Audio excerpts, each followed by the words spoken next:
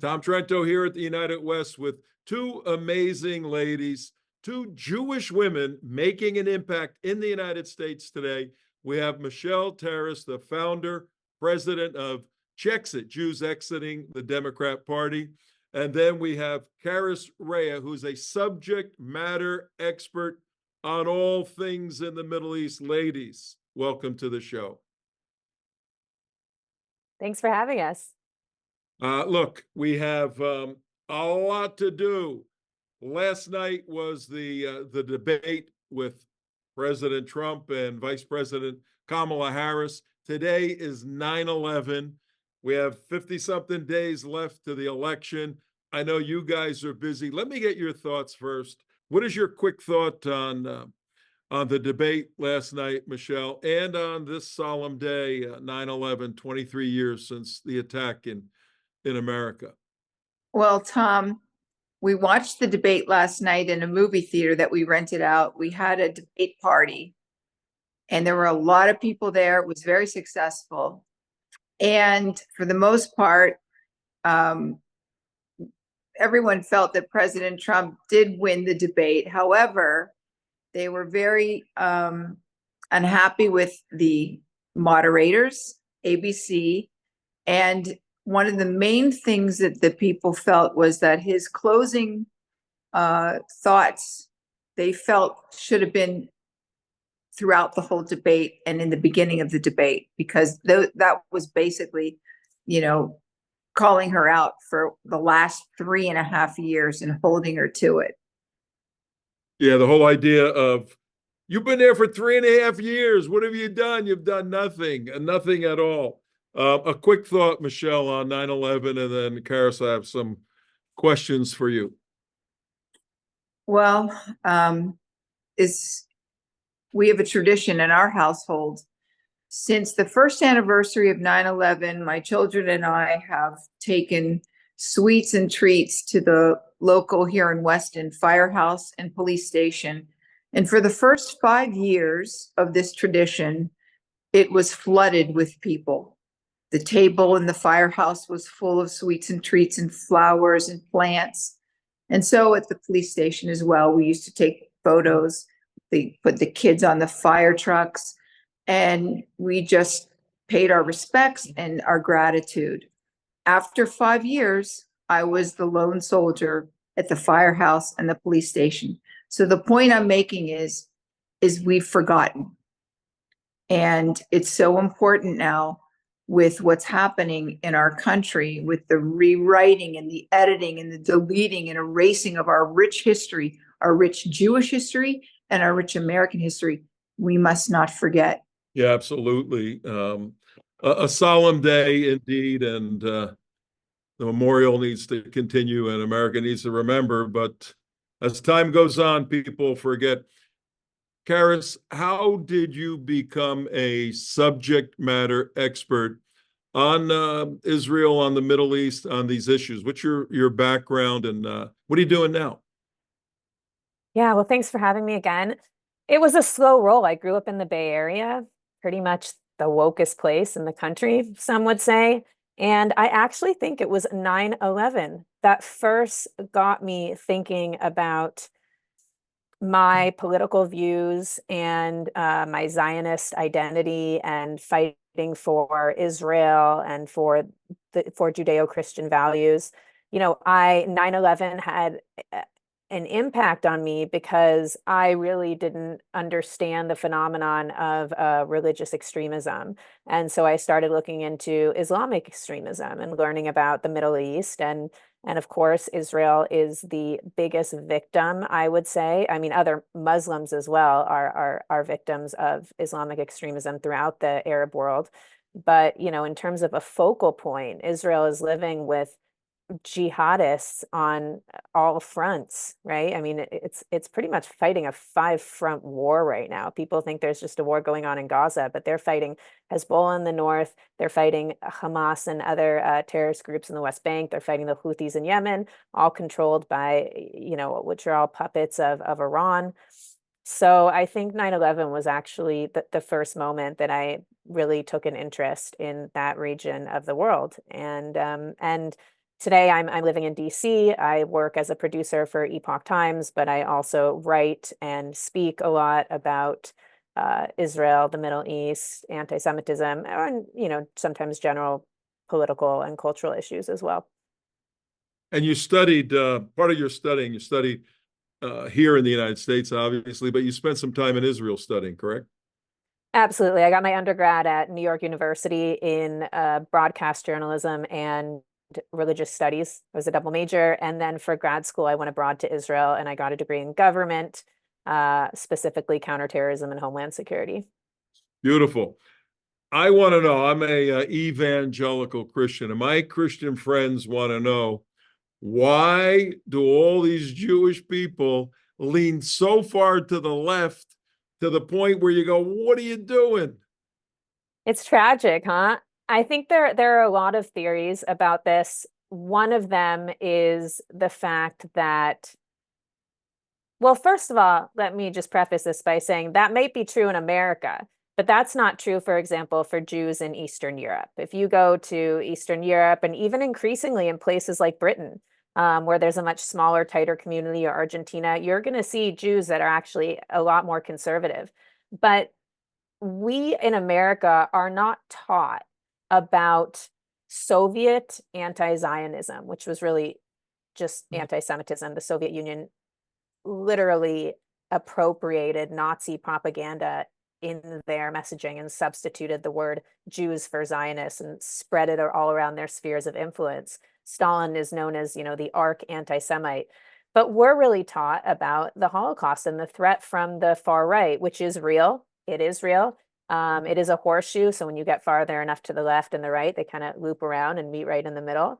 But, so we're taught about one side here in America and we're not taught about the other side. And therefore, I think, it's understandable, though unfortunate, that Jews would have this perception as being more safe in the left. And also, we know the mainstream media is insidiously liberal, and they paint this picture as the Democratic Party being for civil rights and for minorities. And so Jews who are not increasingly political, I think they just go along with this type of messaging. But after October 7th, I would say that many of my liberal friends, because I did spend the last 18 years in New York City and have quite a lot of liberal Jewish friends, they started questioning maybe their political allegiances, not so much to the point where they would abandon the Democratic Party like Michelle and I have.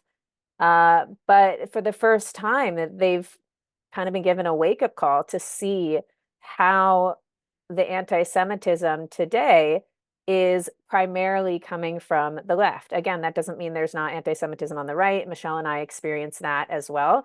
But that anti-Semitism has not been normalized. It has not been mainstreamed. It's still to a certain degree on the fringes because we've all accepted in society that, people with Nazi views and white supremacist views are not welcome in our sphere. But that is just not so with the left. They have completely mainstreamed the anti-Semitism under the guise of anti-Zionism. And if you look at these people, you'll find all of the medieval anti-Jewish tropes just regurgitated. But instead of the word Jews, just like the Soviet Union did, they use the words Zionists or Israelis or Jewish supremacists is, a popular one these days.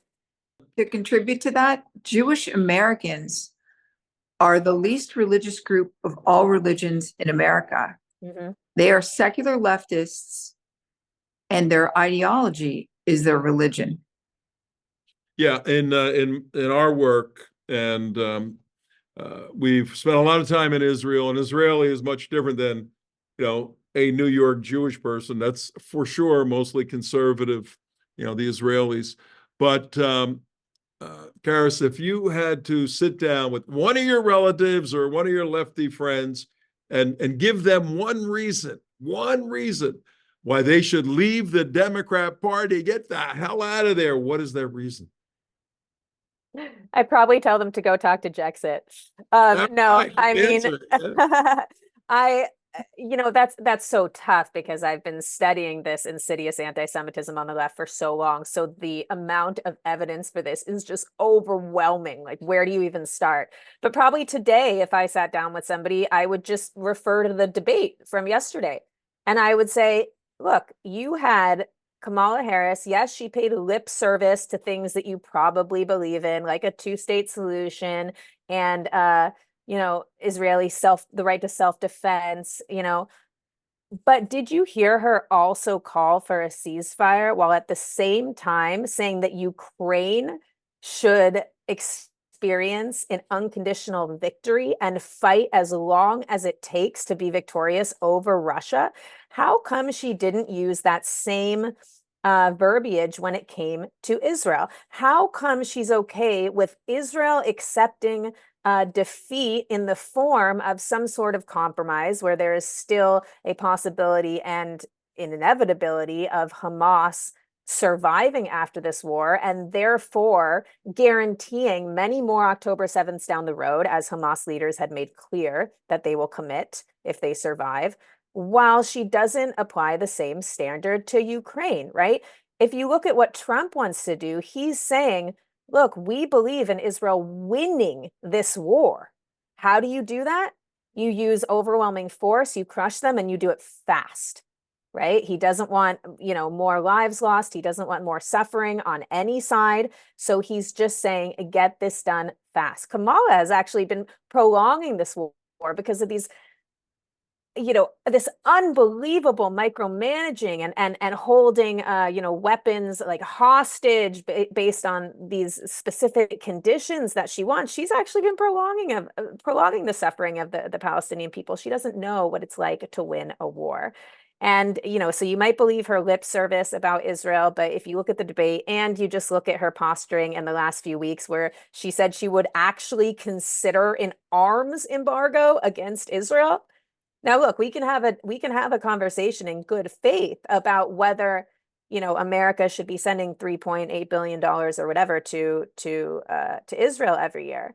But in the middle of a war, when again Israel has offloaded so much of their weapons capabilities and manufacturing onto America to the point where unfortunately they are dependent on America at this stage, and they are fighting a multi-front battle. That is such an abandonment of our closest ally that it's just unfortunate that the media doesn't report on that stuff every day so that my liberal Jewish friends can understand that Kamala that a Kamala Waltz administration would not be a friend to Israel. And even if you look at, you know, Daniel Greenfield of the David Horowitz Center, he has been documenting the recent hires on the, you know, Kamala campaign trail. And these are the people that are going to be in the White House should she get elected. You know, my father just sent me another article the other day that listed all of these people. And these people are Islamists. They actually, if you research these, I mean, first of all, they all have Muslim names. Not going to say that generally means anything, but if you want to start researching these people, you know, that's a good place to start. Research the Muslims and see what their views actually are. And you will see very, very, very disturbing rhetoric among these hires. And you will see some of them have spoken in blatant anti-Semitic language about the Jews. And even Waltz met, what was it, 3 or 5 times with this outspoken terrorist supporting, who was he, an imam or something like that? That was reported in the Washington Free Beacon, I believe. And then he tried to distance himself from it. You're not going to see any of this with Trump. Trump is 100% committed to the Jewish people as much as the Democrats try to paint him as an anti-Semite. His record is clear. Look at the Abraham Accords. Look at him moving the embassy to Jerusalem. Look at him recognizing the Golan Heights. You know, look at him closing the PLO office in Washington. Look at him suspending funds to UNRWA. Actions speak louder than words, and I just wish that I could shake my liberal Jewish friends and just say, you know, look closer. Do more digging, like, you know, because this will affect you in the long run. But she loves Israel, but she didn't have time to meet with Bibi. Well, Sure, that exactly. that is, we got a couple of minutes left, ladies. I'm with Michelle Terris, Karys Rhea. Karys is a subject matter expert on the Middle East. Everybody knows Michelle, the founder, president of JEXIT. That was an amazing point he made last night, and he should have driven it home. You were having a sorority party with your girlfriends that you have every year, and you left Bibi Netanyahu in Yeah. the U.S. This is unforgivable. He should have driven that point home. Yeah. But Michelle, question to you, then I'll wrap it up, because we're focusing in, and I think rightfully so, on Israel. And for the viewing audience, Israel is our #1 national security partner. If for no other reason, we have 7-8 million crazy Israelis living in the middle of 400 million Muslims who want to kill them. And if all those Jews said, we're tired of this, we're going to Hawaii, who's going to go fill that vacuum and stop a massive global jihad? We don't have to, because the Israelis said, this is where we live, we'll do it. But Michelle, a question to you. How many of American Jews, 7 million or so, how many hold Israel in a priority position, not only from national security, but just as Israel, as the land? How many here really hold Israel that way?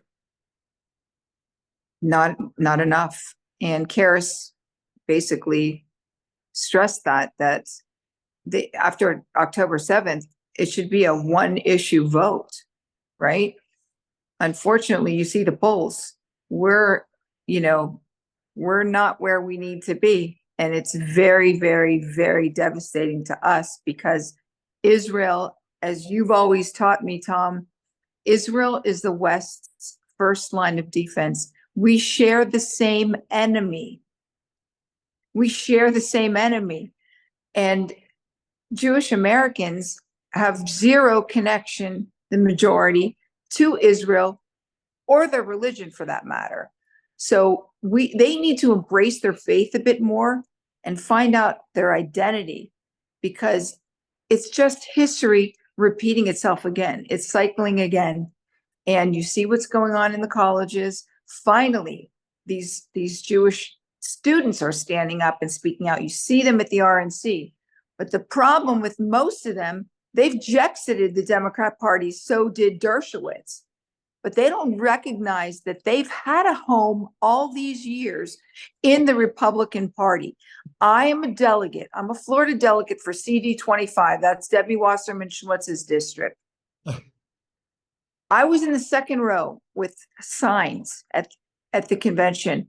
I was interviewed on every single media outlet around the globe. People were mauling me for those signs.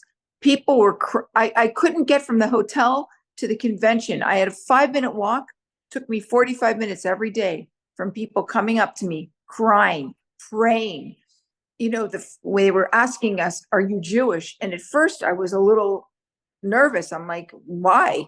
And they're, yes, I'm Jewish. Oh, can we pray for you? We love you. We love Israel. The Republican Party is our home. We have a home. And the Jewish Democrats who have JEXIted post October 7th must realize this, because it's not being told, it's not being shared. And I'm a living testimony. I wrote an article and it went, Israel published the article.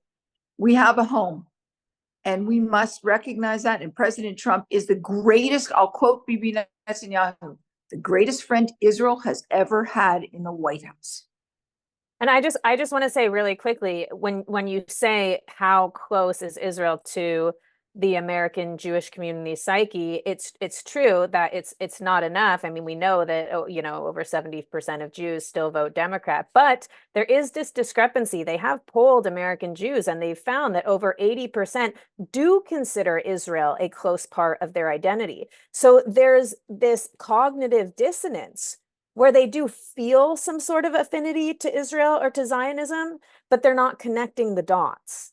And that it's so hard to make that jump. And that's what Michelle is here to do, is to help Jews do that.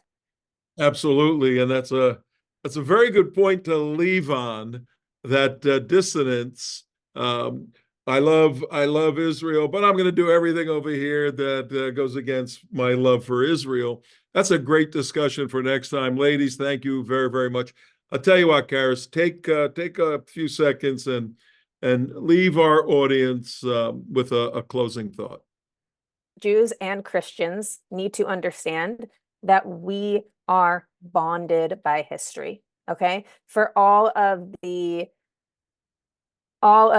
forced conversions and pogroms and a Holocaust, right? All this strife between our two peoples, we have finally come together and realized that our common values are what is going to carry forward Western civilization, okay? You cannot have, in this day and age, it's 2024, you cannot split up Judeo and Christian, okay, values. They go together. So a strong Israel means a strong America, and a strong America means a strong Israel, just by the fact that we have these shared common Western values that really form the basis for our civilization. And so I think Christians and Jews alike really need to understand that we are our best allies in this fight. Amen, ladies. Thank you very much. And we're here to help fight this battle. We will continue this conversation in the days ahead. Thank you very much. Thank you.